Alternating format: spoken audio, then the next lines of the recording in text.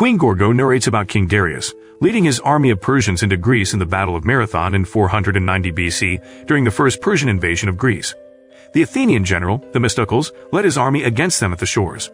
The Greeks brutally kill all of them, one by one as blood splatters. Themistocles releases a bow just in time for Darius' son, Xerxes, to watch. He runs to his father's side, but is too late to save him as the arrow pierces him. Xerxes holds his father in his arms and locks eyes with Themistocles. The latter walks away, with Gorgo stating that he knew in his heart that he made a mistake, not killing Xerxes when he had the chance. Darius is returned to his kingdom to lie on his deathbed.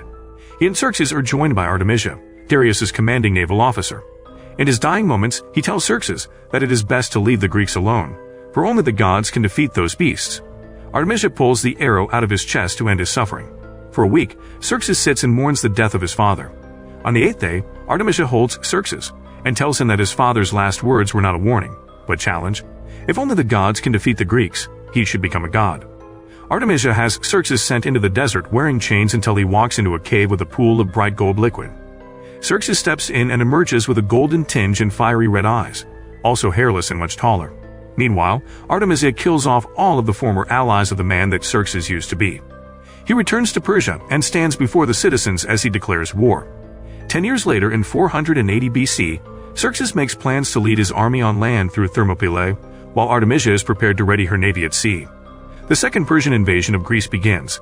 In Athens, Themistocles meets with the council to discuss his naval strategy for taking on the invading Persians. He also tells the council he will seek help from the Spartans. Themistocles travels to Sparta to request help from King Leonidas and his army. Themistocles encounters Dilios, who tells him that Leonidas has already begun to lead his men on foot, adding that he already dealt with the emissaries sent from Persia. Queen Gorgo speaks with Themistocles to tell him that the Spartans do not share the same ideal of a free nation in the same way that he does. Meanwhile, a prisoner is brought before Artemisia on her ship. He chastises 2 of her guards for being Greeks working under a woman. Artemisia grabs her sword and brutally decapitates the man. She sees a soldier on the ship that she is unfamiliar with. He instantly attacks and kills several Persians. He is Silius, an Athenian soldier sent to spy on the Persians. He jumps into the sea and avoids being hit by the arrows of the Persians. Silius, along with his son Callisto, reports back to Themistocles and his lieutenant Echilos. Silius tells them that the Persians are being led at sea by Artemisia. It is believed that she is the sole survivor of an attack on her town. Through a flashback, we learn the disturbing background story of Artemisia as a child and how dangerous she is now. Even with this knowledge in mind, Themistocles prepares his strategy for the battle. Echilos points out that their small navy against the much larger Persian navy outnumbers them, and that the mission is suicide.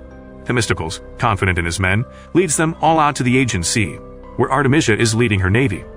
Her general, Artaphernes, tells her that General Banduri has prepared his strategy to lead the ships against the Greeks. Themistocles stirs up confidence by encouraging the men to fight with those standing by their side. The Athenians ran their ships into the Persian ships, charging at them with full force and fury. This leads to another brutal and bloody fight with many Persians dying at the hands of the Athenians. Silius and Callisto fight side by side, with Callisto hurling his spears at the Persians. Artemisia, displeased with the results, has Banduri chained and thrown into the sea, where he sinks to his watery grave. The generals think she is disappointed with the loss of her men, but she admits to being disappointed in them specifically. She ponders the thought of having somebody standing by her side. The next day, the Athenians cause the Persians to sail their ships through a crevice, causing the leading ship to get stuck and have the other ships crash into it. From atop the cliffs, the Athenians jump in and continue to cruelly slaughter the Persians as blood spills. The second general to lead them, Kashani, is also violently killed by Themistocles. Silius sees Callisto jumping into the fight, but not wanting to see his son get hurt. Artemisia watches from her ship, admiring Themistocles' tactics and command. Artaphernes rides a boat to the shores where the Athenians have set up camp to bring Themistocles onto Artemisia's barge. She commends his skill during the battle when she takes him into her private chambers. She asks him if there happens to be somebody back in Athens for whom he fights. Themistocles states that he has had no time for a family or children. Artemisia offers him a chance to join her so that he will not have to live with conflict or responsibility. The two of them roughly get intimate with each other as the guards also hear them. When Artemisia echoes her offer, Themistocles simply states no. Artemisia angrily throws him off of her, hissing to him that he is no god, but merely a man. Themistocles returns to the camp, warning his men that Artemisia is prepared to bring hell to them. On the next day of battle, the Persian ships release tar into the ocean, along with several guards swimming out to the Athenians with explosives strapped to their backs. The Athenians fight off the guards until Artemisia fires her arrows. The Persians hurl flaming arrows to ignite the tar. Artemisia fires more arrows, striking 3 into Silius as Callisto watches. On one of the Persian ships, a large Persian hurls torches to continue igniting the fires. He is struck with an arrow, and he drops the torch on himself, setting himself ablaze. He falls off the ship into the spilling tar, sending a wave of fire onto an Athenian ship, but also back onto the Persian ship, causing it to explode. Artemisia sends another flaming arrow to hit the back of a Persian with an explosive on his back, just as he climbs onto Themistocles' ship. He orders everyone to abandon the ship, and he lunges toward the Persian. Before he can strike him, the explosive goes off and destroys the ship, taking Themistocles down with it. Artemisia watches proudly as her enemy sinks. In the ocean, Themistocles sinks among the bodies of his fallen comrades. He sees 2 serpent-like creatures swim to them and devour them before one lunges at him. Themistocles is snapped out of this dream by Callisto. He realizes this event may have been brought upon him to subdue his ego or to remind him of the mistake of not killing Xerxes. Themistocles walks over to Silius' side as he is dying. He urges his friend to continue the fight and tells him something else before finally passing. Themistocles mourns his friend. Callisto asks Themistocles what his father's last words were, but Themistocles says he will tell him in time. Meanwhile, on land, Xerxes and his army have just killed off Leonidas and his 300 Spartans after the brutal 3-day battle of Thermopylae. This is a brief flashback to the previous film. The birds pick at the eyes of the dead Spartans while the Persians continue marching onward victoriously toward Athens. The news of the defeat reaches Themistocles through a messenger. He returns to Sparta to confront Ephialtes, the deformed hunchback that betrayed the Spartans and sold it on to Xerxes. Seemingly remorseful for his actions, he does not cower when Themistocles lowers his sword to him, saying that there is little beauty in him and even less in what he's done.